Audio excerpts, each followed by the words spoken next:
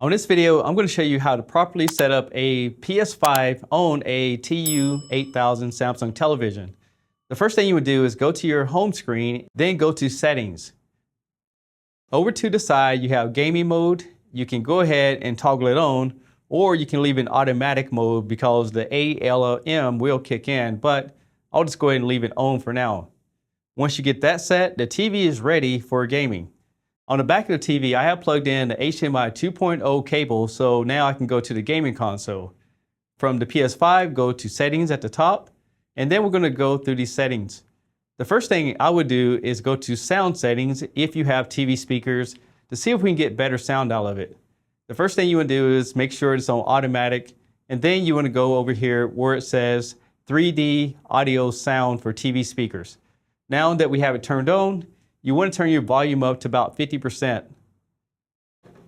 So now have the volume turned up. The next thing you want to do is go down here to measure room acoustics using TV speakers, and it's going to use the microphone and the controller to calibrate the room, but you want to sit in your sweet spot. Once you get that set, go ahead and press the X on the controller to begin.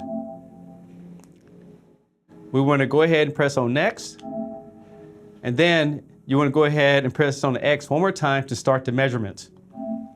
It's going to give you a countdown. And now the TV is calibrated for sound for your PS5. The next thing I would do is hit the O twice to go back to your main menu, and then go to Screen and Video. We want to press on that, and the first thing you want to do is go down to Screen and adjust Display Area. So what you're going to do is basically adjust the screen to fit the PS5 so you don't have any leftover edges there. So there we go. Press OK. And then I will go back and hit the video outputs. Now, one thing I will tell you about this television, that it will support 3840 by 2160 at 60 Hertz. It doesn't support VRR, but it does support HDR. Once we see that, just as a confirmation, we can go back into the menu, and you can see that VRR is off. If I try to set it to automatic, again, this TV doesn't support it. Next thing we can do is make sure the ALM is turned on. What I like to do is not have HDR on all the time, but only when supported. That way you get the best brightness out of television. And the last step we want to do is go over here to Hdr Adjustments. If you have any games playing, just go ahead and hit yes, and it'll end that game and take you over to this screen.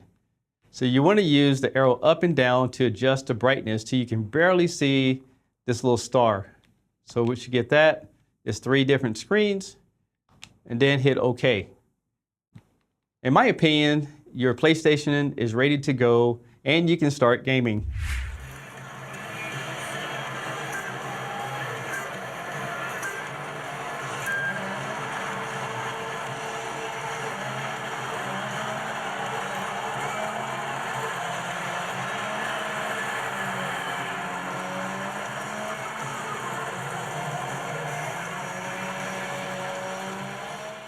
Next to you.